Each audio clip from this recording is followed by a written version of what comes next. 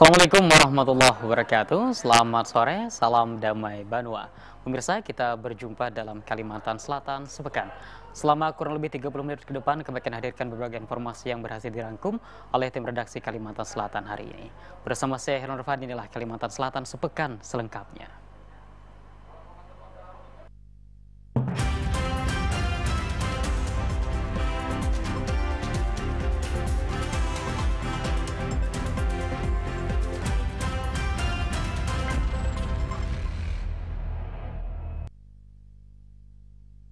Satgas Khusus Merah Putih dan Ditres Narkoba Polda Kalimantan Selatan berhasil menggagalkan peredaran 300 kg sabu jaringan internasional. Barang haram ini diduga masuk melalui Kalimantan Utara, selanjutnya dibawa ke Banjarmasin. Tim Satgas Khusus Merah Putih Mabes Polri dan Satres Narkoba Polda Kalimantan Selatan menggagalkan peredaran narkoba mencapai 200 kg yang dibungkus dalam 10 karung dan diangkut menggunakan mobil minibus dengan nomor polisi KT 1668GC. Kapolda Kalimantan Selatan Irjen Polisi Niko Afinta mengatakan pengungkapan ini merupakan hasil kerjasama dan koordinasi dengan Mabes Polri dan Polda Kalimantan Utara. Sebelumnya, pada 4 Agustus, aparat sudah mengamankan 2 orang pelaku dan didapat informasi akan ada barang haram sabu yang akan memasuki Kalimantan Selatan melalui Kalimantan Utara. Masuk barang tersebut pada tanggal 4 Agustus 2020. Kemudian pada tanggal 4 Agustus tersebut, tim berhasil menangkap 2 orang. Dan setelah dilakukan pendalaman, 2 orang ini mengaku bahwa barang tersebut akan dikirim ke Banjarmasin. Kemudian pada hari ini, tanggal 6 Agustus, tim berhasil menangkap 2 orang penerima yang ada di sebelah kiri saya ini. Sehingga total ada 4 orang tersangka. Kemudian barang bukti yang disita ada 10 karung, di mana setiap karung kurang lebih 20 kg sabu. Sudah kami tes awal, sehingga apabila ditotalkan nanti kurang lebih ada 200 kg. Kapolda menegaskan koordinasi pengungkapan jaringan narkoba terus dilakukan tim dengan mengembangkan setiap kasus yang berhasil diungkap, termasuk jaringan yang sebelumnya ditangkap pada 11 Maret 2020 lalu dengan barang bukti 208 kg sabu. Satu lagi jaringan narkoba internasional berhasil dibekuk Satres Narkoba Polda Kalimantan Selatan dan Satgasus Merah Putih Mabes Polri. Barang haram yang dibungkus dalam teh kemasan ini diduga berasal dari Malaysia. 2 tersangka kasus narkoba jaringan internasional berhasil dibekuk Satres Narkoba Polda Kalimantan Selatan bersama aparat gabungan Satgasus Merah Putih Mabes Polri. Pengungkapan ini menurut Direktur Narkoba Polda Kalimantan Selatan, Komisaris Besar Iwan Eka Putra, merupakan hasil pengembangan yang mereka lakukan sejak tahun 2019, termasuk pengungkapan narkoba seberat 208 kg dari 2 tersangka pada 11 Maret lalu. Dari informasi yang mereka dapatkan, menurut Kombes Iwan Eka Putra, terus dikembangkan dan memiliki hubungan dengan jaringan narkoba internasional dari Malaysia yang masuk ke Indonesia melalui Kalimantan Utara. Dan selanjutnya dibawa ke Banjarmasin hingga dibekuk 2 orang penerima 200 kg sabu ini. Pendidikan pengembangan dari tahun 2019, terus kita dapatkan yang 208 di bulan Maret, terus kita kembangkan dengan penyelidikan secara intensif, nah kita dapat yang ini. 2 tersangka dibekuk dengan barang bukti 200 kg sabu yang dibungkus dalam teh kemasan untuk mengelabui petugas. Sabu terbagi dalam 10 karung yang masing-masing berisi 20 kg. Ya pemirsa, ada fakta terbaru dari pengungkapan kasus penyelundupan puluhan karung berisikan sabu dari Kalimantan Utara ke Banjarmasin. Setelah dihitung, Kapolda Kalimantan Selatan memastikan jumlah sabu yang diamankan bukan 200 kg, namun 300 kg dari 4 pelaku.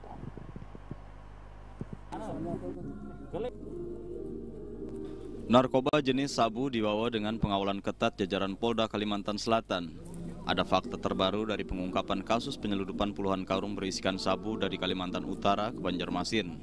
Setelah dihitung, Kapolda Kalimantan Selatan Irjen Pol Niko Afinta mengatakan pihaknya memastikan jumlah sabu yang diamankan bukan 200 kg, namun 300 kg dari 4 pelaku AY, S, A, dan R. Menurutnya para pelaku ada yang ditangkap di Provinsi Kalimantan Utara dan Banjarmasin, tepatnya di sebuah hotel di Jalan Sutoyo, Kecamatan Banjarmasin Tengah. Selanjutnya tim menangkap keempat orang tersebut dan melakukan pemeriksaan terhadap 10 karung yang sudah disita. Dan akhirnya tadi malam tim bekerja bersama-sama dari tim Propam dan diawasi. Semula kami menduga barang bukti hanya 200 kg. Tetapi setelah ditimbang, kemudian diawasi, barang bukti yang disita berhasil total 300 kg. Dan ini merupakan salah satu penyitaan yang terbesar.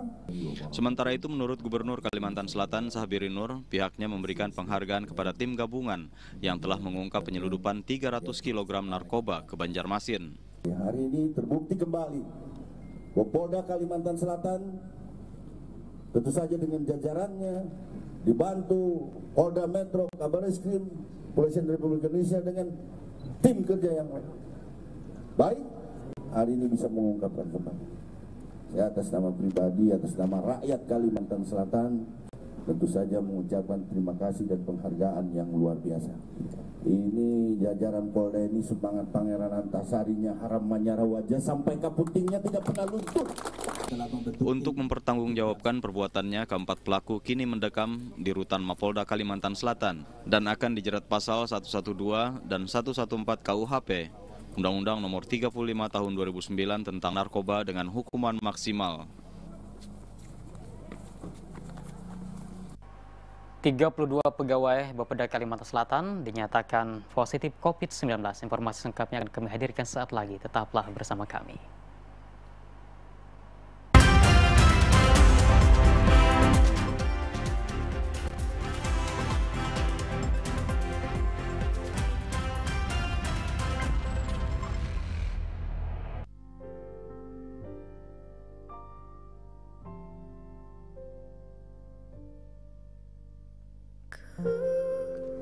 Lihat ibu berdiri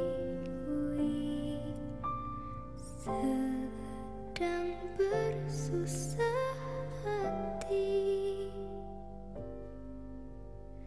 Air matamu berlinang, mas intanmu terkenang.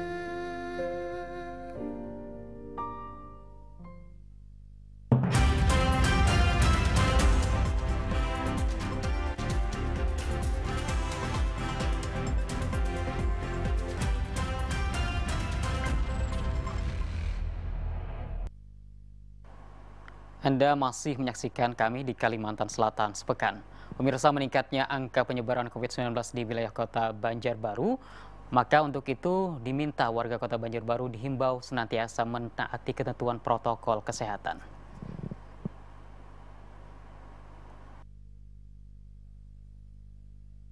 Berdasarkan data sebaran COVID-19 per tanggal 6 Agustus 2020, jumlah warga yang dinyatakan positif tertular COVID-19 di wilayah kota Banjarbaru mengalami penambahan jumlah kasus yang cukup signifikan per harinya. Menurut juru bicara Tim Gugus Tugas Percepatan Penanganan COVID-19 Kota Banjarbaru, Rizana Mirja, angka kasus COVID-19 di kota Banjarbaru menunjukkan grafik peningkatan. Jika sehari sebelumnya pada tanggal 4 Agustus jumlah kasus sebanyak 594 kasus, di tanggal 6 Agustus meningkat lagi menjadi 603 kasus. Jadi berdasarkan data terakhir hari ini yang bisa kami tampilkan, yang pertama yang suspek adalah sebanyak 109 orang. Kemudian yang kedua yang probable ada 23 orang. Yang ketiga yang dalam pemantauan itu sebanyak 168 orang.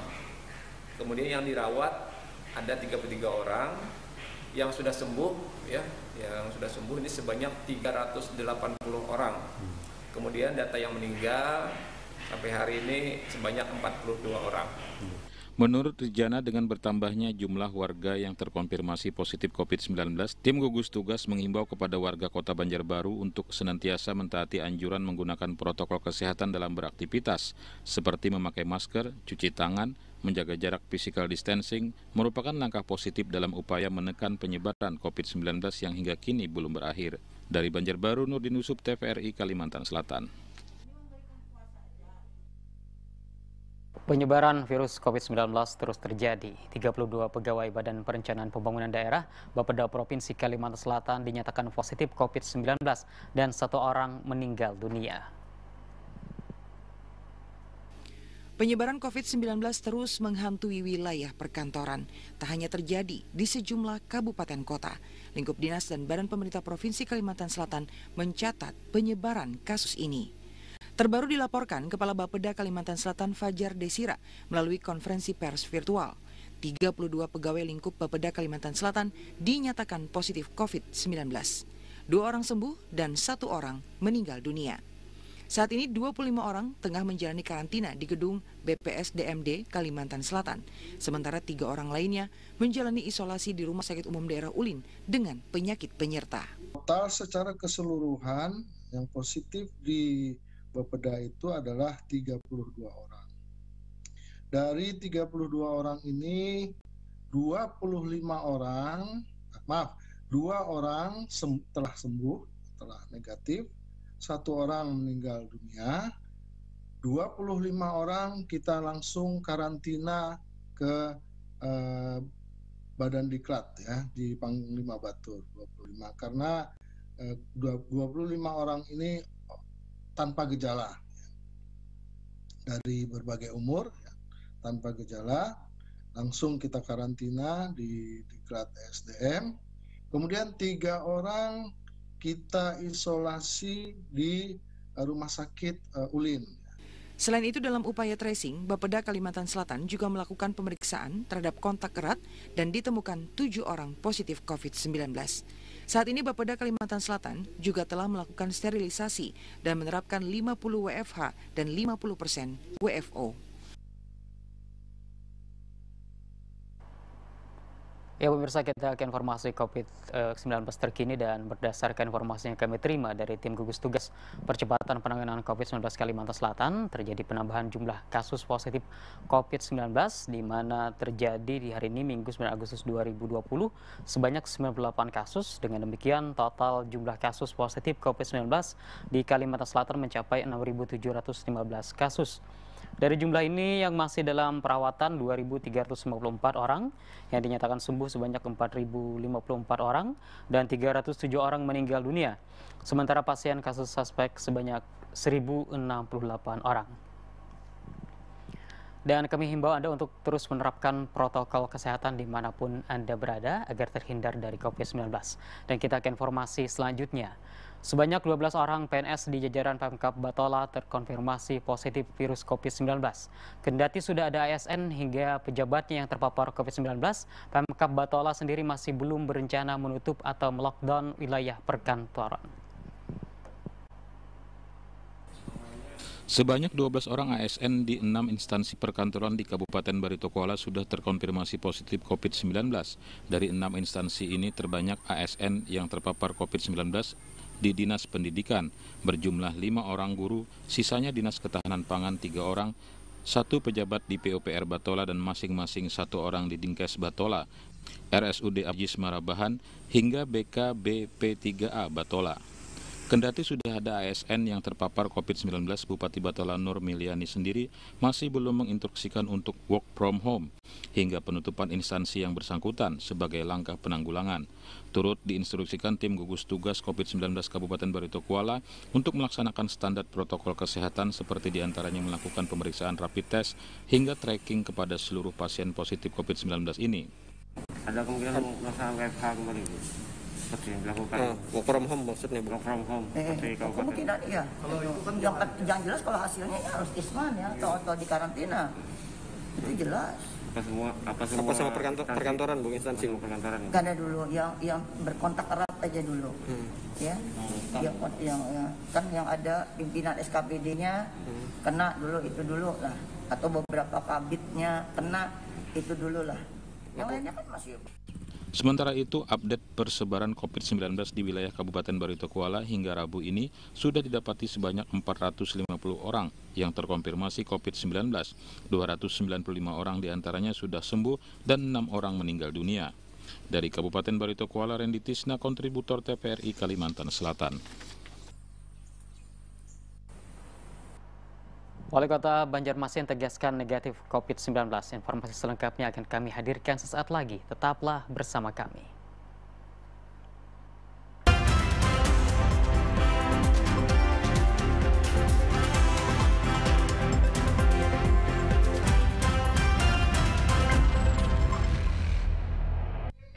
Matahari terbit menyambut pagi di Lok Baintan di tepian Sungai Martapura.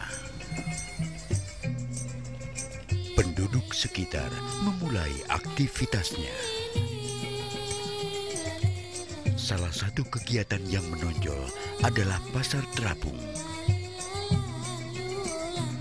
Pasar tradisional ini sudah ada sejak zaman Kesultanan Banjar. Puluhan perahu nampak berkumpul memulai aktivitas menjual, membeli, atau menukarkan hasil buminya. Rasa optimis dan semangat masyarakat terpancar dan berbaur, menyiratkan inilah wujud kebersamaan.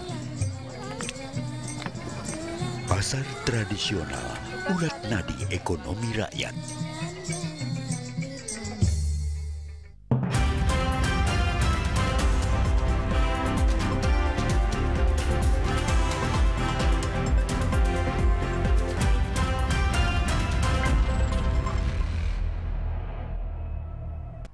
Terima kasih Anda masih bersama kami di Kalimantan Selatan sepekan. Pemirsa, Wali Kota Banjarmasin Ibnu Sina dipastikan bebas dari COVID-19 setelah hasil swab dinyatakan negatif.